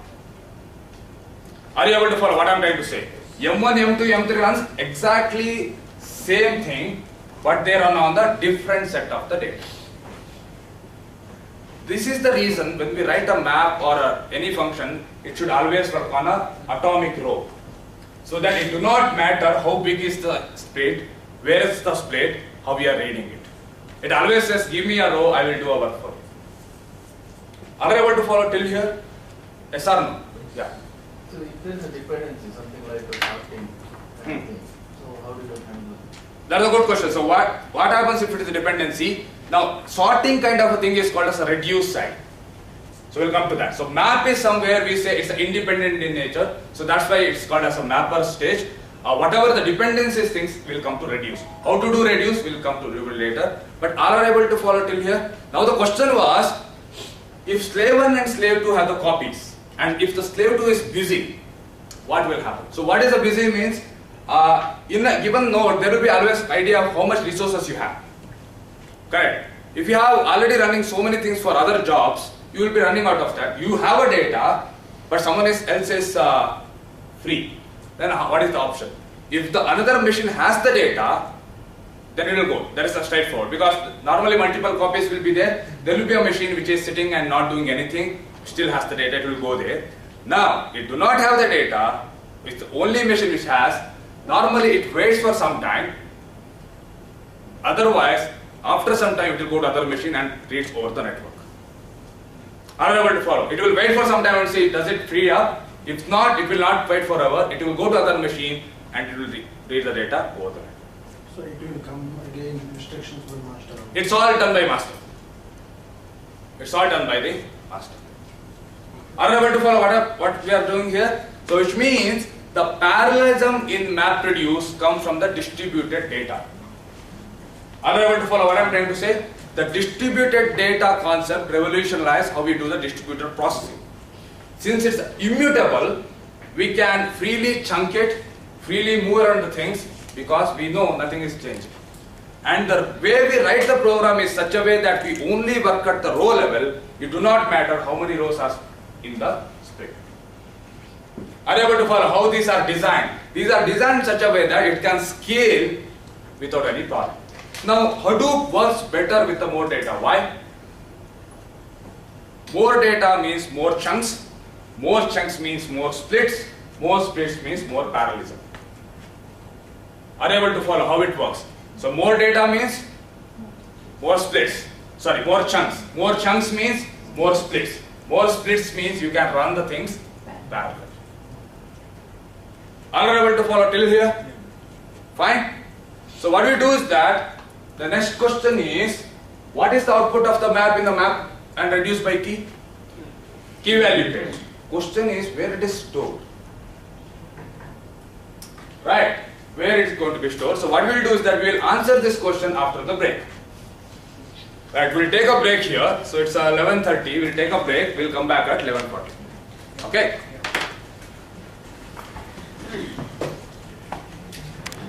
Let us refresh what we have discussed in the morning. We started with three important pieces of distributed processing or a distributed system. What are the three different pieces? Storage layer. Distributed storage layer, processing layer, and network. Right. So these are the things. We looked at one in distributed storage. What is that? HDFS. HDFS. What does HDFS stands for? So in the HDFS, we understood how the storage layer is implemented. So what is the logic to distribute the data? You divide the data into multiple pieces and it's purely done on the size. After that, what we discussed? We have started to discuss the processing piece. And in the processing, we have come up with something called splits. What is splits? It's a logical It's a logical division of data. And what is the relation between physical division and logical division? By default, it's a 1-to-1. Now, till here, did we care about content of the data? No. So, when you start processing the data, the content will not matter for distribution. Are you able to follow what I'm trying to say? Till now, the processing engine is not cared about the content of the data, but some point of time someone has to read the data, right? Because before we do any map data processing, someone has to tell me what is the thing. That API is called as record reader. So what is the name of the API? The API itself says record reader. What is the meaning of record reader? Read the record from the state. And record is the where we actually do the parsing. So if you have stored like a CSV, or if you stored like XML, Avro, whatever it is, that actual parsing of the content will be kept at the record. Are you able to follow what I am trying to say here? So which means the parallelism in the Hadoop or Spark is driven by the size of the data, not of the content of the data. Are you able to follow? Because yesterday we were discussing like, okay, if we have different customers, how they've restored, etc., that all are content, right? In Hadoop, the distribution happens purely on the size. If you increase the size, what you will get? You get a better performance. If you have less data, you don't get a better performance. Are you able to follow what I am trying to say? Yes or no? Yes. Now the question is, where you store this output of the map? Because they are running on multiple machines, right? Someone has to store the data. Where you store? Back to HDFS. Okay, one option is that we can store to HDFS. Any other options? Keep it in memory also. In memory. Keep it in memory. Okay, that's one option. And keep transferring to other nodes. Keep transferring to other nodes. But where will you keep? If you think about map reduce, I told you it's a combination of map and reduce by key, right? Then output of the map is called as intermediate output. Are you able to follow? This is in Hadoop specifically, that it is a combination of map and reduce by key. The output of map is intermediate output. Now let us think, if I put intermediate output to HDFS, what happens? There is a lot of delay, right? Because there should be a chunking, there should be a replication, etc., etc. That's too much of delay. So what we do? We save it into the local disks. Are you able to follow what I am trying to say? In Hadoop MapReduce, we'll store it into local disk because it is mandatory. Hadoop MapReduce do not have a concept of in-memory. Okay, I am not talking about Spark here. What I am saying, in Hadoop, you have to store the intermediate output into the local system. Are you able to follow? And if you have 3 mapper instances, there will be 3 files. Why? Different data. Again, the same idea. Immutability. One mapper instance will not talk to another mapper instance. They will keep their own copies of the output. Yeah. You said more data, more performance. Correct. So what is less data? Is there any boundary line? You say this much? That's a good question. What is the meaning of less data? Like if you think about a HDFS, we are looking around 10 GB to 20 GB. Anything below that is a less data. And what is a less data keeps on changing because how much one machine can process keeps on increasing. So if you have a data which can be done by one machine, that's a less data. But how much in the machine keeps on changing over a time. Are you able to follow? Which means if the overhead of having a cluster and managing multiple machines is higher than actual processing time, that's a less data. It Yeah. should be slave 3 and slave 4, not 1 and 2, right? Because you cannot write in the same. No, we Will can. you be writing in the same? Okay, so the good question, because first of all we don't have slave 3 and slave 4, we only have 2 slaves, and here we are writing into a local file system, not into HDFS. And is it local file system is immutable? Not really, but here we are creating new files altogether. For every output of the map, it will be written into new file, and it is kept in local file system. So output of the map will return into HDFS, into local file system. Yes. But then we have to do the map and the other things also. Then what is? Will come. Then it will not be slave 1 and slave 2, right? It will be local file system. No, I am saying local file system of slave 1 and slave 2. See, when I say slave, it's a machine. In the machine, there are 2 pieces. One is local file system and the HDFS. So, local file system of slave 1 is different than HDFS. So, that's the meaning. Are you able to follow? Replication won't happen here. No, because we are writing into local file system. Are you able to follow till here? The map output is a particular file. Yes. And it is stored in the particular node. Outside of Hadoop, HDFS file is outside. Correct. So when you have a cluster and these slaves, in slaves we actually thought that everything is HDFS file system only. Now you are saying local. So is it like local and HDFS we share? Think like this. If you have HDFS, there is one folder, and all other folders are local file system. So what I mean by HDFS normally is it's a dedicated folder. Other things are still accessible. So the data which is copied in the local file system, the key value pair, does not immutable. No. Because it's a local. So Correct. I can go modify it when processing happening. So Conceptually you can. Conceptually you can. That's a good. But Yeah. there is What no if it overhead generates the output and then local file system crashed? No, because it's running in the local system. So whatever the mapper instances are JVM running in the local file system, it can easily write it to local system. So for all the files we are using HDFS, output purpose we are using still the local. No, only for output of map. We'll come back to that. What is output is different. It is an intermediate output we are talking about. Are you able to follow till here? Now the question is, what is the output of the map? Is a key value pair. Now you know the same key can be there in multiple machines also. Yeah? When you do a reduce by key, you have to group them. Yeah. Correct? That's where we get into the reduce phase. Next. The first part of the reduce phase, actually reduce is a multiple phase operation, is called as shuffling. So what is shuffling? Transferring the keys, same keys to same slave. Okay, so transferring the output of the map to a machine where we want to run the reducer logic. Are you able to follow what I am trying to say? Transferring the output of the map to the place where we want to run the reduce logic. Now, I told you what was the logic between number of mapper instances. How we know how many instances are there? Number of Number of splits. Now the question is, what is the logic behind number of reducers? One reducer. One reducer, two reducer. Are you able to follow what I am trying to say? By default, three mapper instances because there are 3 splits. Now the question is, what is the logic behind how many reducer instances has to be there? Because it has to take multiple. What kind of reducer you are doing the final result? What kind? Okay, so one answer is what kind of reducer you are doing. Okay. So which means if it depends upon code, then it's given to developer. Correct? Because our first logic depends upon the size. That's why the platform does it. If it depends upon the code, it will give given to the developer. And by default, it is 1. Which means all the data will go to the one reducer. Now you can say, can we increase? We can. The question is how much? How much is equal to number of keys? Which means number of keys is the bottleneck saying how much we can have reducer, because all our aggregation happens on the key. All are able to follow? Every time when we do a reduce, it's always done on a key. If we have 10 keys, we can run 10 parallel reduce. All are able to follow what I am trying to say. Yeah. But if you have only one key, even if you give 10 machines, it will not matter.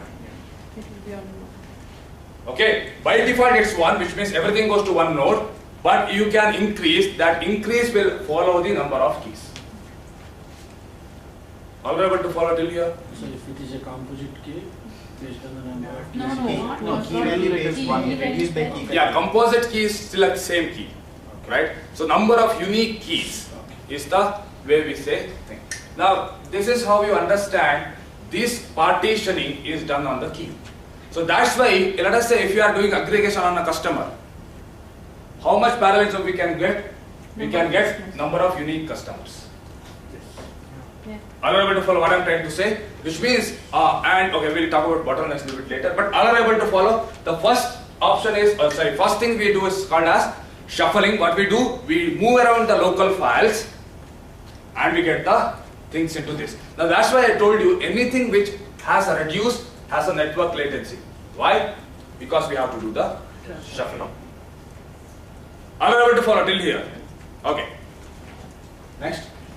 After the shuffling, actually there are a few more steps before the reduce done by the Hadoop, because In Hadoop, there is nothing other than reduce by key.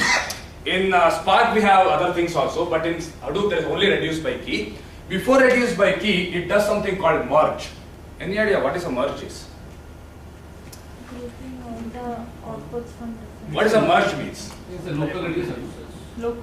Collecting all the Common keys should be merged. Simply append it. Yeah, merge means if you have too many output files in the mapper side, you merge into the smaller number of output files. I mean, it is a simple append or it is? It is simple append, and it is much easier because when you write the output into the map output, it is sorted by key. In Hadoop. In Hadoop, when you write the output to the mapper output, it is sorted by key, so that doing a merge in the reducer side, it is a straightforward merge sort kind of concept. Are you able to follow what I am trying to say? Merge means take multiple output files. The reason is that working with the small output files is again performance issue. What they do, they take a lot of small output files off the map and merge it into the smaller number of output files to work with. Are you able to follow till here? Then I think everyone understands what a grouping is. What is a grouping? Group the data by key, and ultimately what we do? We run the reduce. Are you able to follow what I am trying to say? Then ultimately where the file will go and store? Where the output of the reduce should be stored? Actually, it should be given to client if client is asking. Okay. Actual data should be given to the client, but which client we are talking about? The one who pays us or one who actually started this processing? Started processing, not really. The output is written in Hadoop into the HDFS because this is the output we want. Okay? And also I told you, output is written as part R0000. Why? Because you cannot write the output to a single file. What happens if you have multiple reducer instances? So what do? You give a folder, inside the folder we will write the output, and one of the constraints in the Hadoop is that the folder should not exist. Why? The reason is simple. One is immutability. Let us think you ran a 4-hour job and it wrote output to one folder. Then someone comes along which runs 15 minutes and overwritten that output. Right? You lost all the analytics. So by default, by design, what happens is that when you start processing, if the folder exists, which is output folder, it will give an error saying that this folder exists, give a new folder. Are you able to follow? Again, this is all people do when they build a platform for a bigger data, where because we may have a lot of things running in the parallel. We don't want to overstep on each other. But are you able to follow till here what we are trying to say? When you do a map, it's independent of size. Right? So you do take size and do parallelly, but when you do a reduce, you have to do the shuffling. Are you able to follow till here? Now the question is, how different in Spark? I will ask you few of the operation and you should tell me, does it need a shuffling or not? So before that, yeah. So let's say we have written a map reduce job, yeah. schedule it to run at a given time. And then you are saying at the end of the job, it will store into HDFS. Only then it will give it to the... No, it will not give. You have to go and read. So the idea of giving back is not there in Hadoop MapReduce at all. It takes the data from file HDFS, it puts into HDFS. Everything else has to be done by the client. So you are saying that all kind of queries can be run into a MapReduce concept. Correct. So now the query has to be told front end so that mapping can be done, and then the reducing will come. So the overall work of MapReduce programmer is take every problem and convert it to these two operators. Okay, so first we have to tell the query. So according to that, mapping will be done. Correct. Right? And then. Okay. Now the question is, I will ask you few of any other question? Sure. We are doing operations like the merge output, whatever we have, right? Correct. So every mapper runs, mapper stores its intermediate result to local file system. What happens to the local copy of that data? Once everything is done, it will be deleted. It will be deleted. Okay, one thing. Second thing is like we have merge output, group, and reduce instance, right? Whatever these operations are happening. Yeah. Is this happens in a particular slave? Yes, because reducer is running in one of the slaves. Okay, only one slave. Yes. So ultimate, how much ever processing you are spread across the cluster or the nodes, ultimately the reduce instance happen only on one node. Is it like the merge also? Good question. The answer is by default 1, but in the real system it's always greater than 1. Then merge, group and all this for a given key will be done on one slave. Are you able to follow what I'm trying to say? By default, if you say 1, for all the keys, this will run on one slave. But if I increase it, for a given key, it will happen on one slave. So which means, if you can increase more number of keys, you can increase the parallelism in the reduced side also. So in that case, number of part files will be equal to More. number That's of why this keys. number is started by 000, next one 001, Will 002. it be equal to the number of keys? No, number of reducers. Number of reducers. I mean, if number of reducers is equal to number of keys. Yes, then equal to number of keys. So what is the ideal way of doing it? Because so ultimately it's like MPP ultimately, because Okay. you run it and finally one node ultimately does the entire work for you. Yeah. So if you want to use the flexibility of your cluster, because in your cluster you have 50 nodes and you don't want 49 nodes to be sitting idle, only one doing the work. Yeah, see, the idea here is that it is not the resource problem, it's more of a design problem. Let us say you designed your program such a way that one key has too many rows and other keys are sparse. Then what you do is, whatever you do, you still fit into the same problem. So which means when we design the problem, we should make sure that we develop the keys such a way that they are distributed equally. I think this is the design where we do any hash map or anything, where we want to say it is distributed kind of normally rather than having the skews. We say, right, we have a skew where, so here skew is your key. Because this skews happens. For example, what people do is that people keep one key for exceptions. Now, if you have a data which is highly malformed, you have a huge amount of exceptions. And if you are counting for exception, one machine will be doing a lot of work. So we see this in MapReduce is that 99% is done. But next 1% will take forever. Because some reduce is running for long. So that is even same in MapReduce, same in Spark, because it's a design problem, not the platform or the resource problem. Because the logic is number of keys equal to maximum thing. If the key is highly dense, then it has to be run on one slave. There is no other option. Are you able to follow? So it depends upon design. Yeah. So after the, I'm just trying to connect the pieces here. Yeah. After the M1 output, this goes and writes into the local system. Yeah, so if after the merge, it will be still on the local system. Yes. And then after that, it reads from there and Yes. then does all the processing. Is it? Correct, correct. It's all local. It's never written to HDFS till reduce system. Are you able to follow? Are you able to follow? Yeah.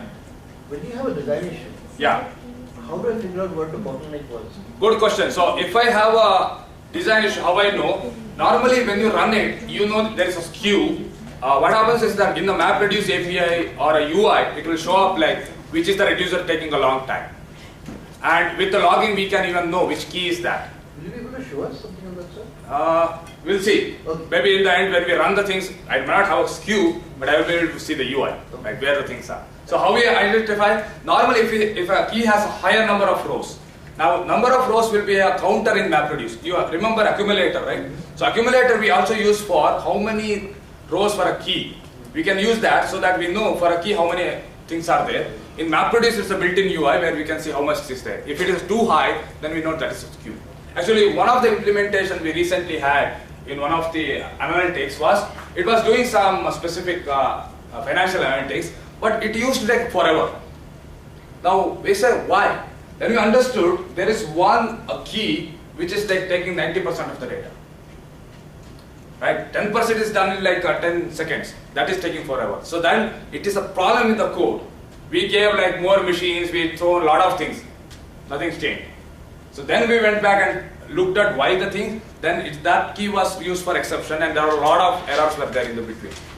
We say, okay, let us run. So that's where we kind of see. So UI and some other tools will help us to understand where is that skew is. Are you able to follow till here? Now the question is, I think we have seen a lot of different APIs in Spark. Now I told you Hadoop can do everything in these things. Now I'll ask you that which will require only map and which will require both map and reduce. Because if it reads a reduce, it's a shuffle. Are you able to follow? That defines how much fast you are. If you have a shuffle, it's slower. Are you able to follow? Yes. Okay. So let us start one by one. Shuffle, Shuffle is moving the data between multiple nodes. so that we can reduce at a common. Correct, correct. So that's called a shuffle. Are you able to follow? Now the easiest question is, what is does map reduce? Map itself needs a reduce? No, it just needs map. So map do not need. Flat map? It needs map. Does flat map needs a reduce? No. Yes. Why? Everyone remembers what's a flat map? It's a nested array. It still works with a single row, correct? Yeah. It still takes a row, splits it, then it just flattens it for that row. Does it work? So easiest way to remember is that if it works on multiple rows, then it's a reduce. If it works on single row, then it is map. So flat map, no. How about sort? Reduce is required. Reduce is required. Okay. Max. Reduce is required. Then what we say? Filter. Filter. Yes. Reduce is required. Why filter needs a reduce? No, we don't. Filter we do row by row, right? Aggregation needs a reduce. Anything that is an aggregation Yeah, needs a reduce. anything which is aggregation needs a filter is not needed. Collect? No, because it's just reading it. How about joins? Yes. No. How many say no in the joins? Okay, how many say you need a shuffle in joins? Yeah, shuffle means reduce. You only do shuffle for reduce, okay? Sorter, we are not reducing, right, basically? Sorry? Sorter, you are just suffering. But you need multiple rows. No, if it is a shuffled, then in the map reduce it's doing a reduce. So reduce means move around the data. So the difference between map reduce is that every time when you need to do multiple rows, it's called as reduce. Not exactly reduce of our Spark. Are you able to follow? What is the reduce difference? Reduce means take the lot of things and move the data around. That requires the... Finally it's the same, right? Nowhere we are reducing. Sorter if you use. Yes, that's what I'm saying. The reduce meaning the Spark means bring it down. Reduce meaning the map reduce is that work with multiple rows. So meaning is different. Because in the Spark, in the Hadoop there are no more than map and reduce. Everything has to be map and reduce. Okay, let us make it simple. I will ask, does it need a shuffle or not? Right. Okay, what do I say? Join, yeah. Yes. How many of you say need a shuffle? Yes. Okay, now someone is saying we can do a join by joining rows. Okay, now there are two joins in Hadoop. One is called as map side join and one is called as reduce side join. And by default everything is a reduce side join. Now what is a map side join is that if you have a data which sits in the same split, then you can choose a map side join. What happens is that let us say you have a data which is sorted by key. Then everything is there in the same split. All the keys are in the same split. Then you can do a join without shuffling. But most of the case we do a reduce side join because we have to do the shuffling. So most of the joins are reduce side join. Then we need a shuffle. Which means What about Spark? In Spark. it is same in Spark. So ultimately Spark does map reduce. Okay, that's the realization. But it does better than the map reduce itself. The reason is that there is no constraint where to store the data. In Spark, you don't need to keep the intermediate data in disk. It normally keeps always in memory. You don't need to store output into the HDFS. It can be given to the client. For example, when you run a count, it is given to you, it's never stored. So how they optimize, they still do map reduce, but what they do it in a better way. That's the first thing. The second thing is that in map reduce of Hadoop, there is no laziness. If you do map filter, you have to do one by one. In Spark, you can combine a lot of things at a time. That's why you get a better performance. But yeah. In case of a shuffle, right? Yeah. Before you basically went into an HDFS, the temporary data which is coming from different nodes, where do you save it? It's in memory or it is actually written again? Okay, that's a good question. If you only do map and save it, what happens? Then multiple machines can write their local output parallel to the HDFS. You don't need to shuffle to one place because they are independent files. They can be written directly to HDFS. We have option in Spark where we say only do map and save. Then if we say save, then only it will be saved into the HDFS or local. Otherwise in Spark, it never will be saved. Maybe it is returned to you as RDD or something, or it's kept in memory. So, but when you say the output of reducer is basically written into the HDFS. Yes. What I'm saying is that is after you have reduced it. Correct. But when you have got 20 nodes and each of them have got small chunks of data. Yeah, that is a local file system. That is local file system of the node. But when you say shuffle, right, we're talking about moving data across to a single node for... Correct. Shuffle means take the data from 20 systems over a network copy to a 1 or 2 systems. 1 or 2 systems. That copy, right? It is kept in local. Again, that also kept in local. Of that node? Of that node, wherever it is shuffled. Yeah, so the question was, after shuffling, where we keep the data, it is still in the local because that's still the intermediary data. Only it is brought to the machine because you do the processing part. So in this diagram, the merge output, so that's what all this. Yeah, these all are in local system. They never go to HDFS. So map side. In the map, basically when you have only maps, right? Yeah. When you say save, you will be giving HDFS part. Correct. But if I say local, it will store in the local. Yes. So we have an option where to store, but in the cluster we only do it in HDFS. Otherwise, we will not be able to access.